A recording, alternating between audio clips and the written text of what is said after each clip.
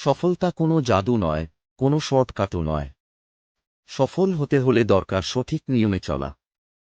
আজ আমি বলব সফলতার 3টি নিয়ম, যেগুলো তোমার জীবন পাল্টে দিতে পারে। প্রথম নিয়ম, শিখতে কখনো থামবে না। পৃথিবী প্রতিদিন বদলাচ্ছে। যে শিখছে সেই এগোচ্ছে।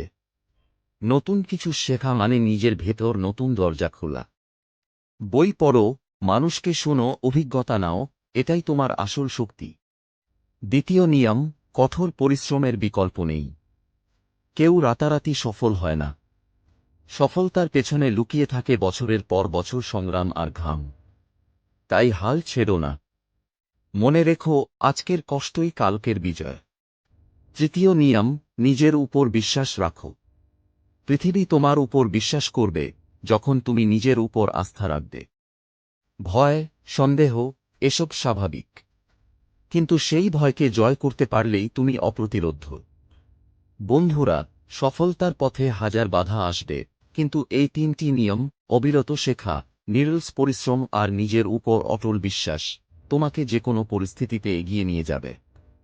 আজ থেকেই শুরু করো, কারণ তোমার সময় শুরু এখনই। বিশ্বাস রাখো, সফলতা আসবেই।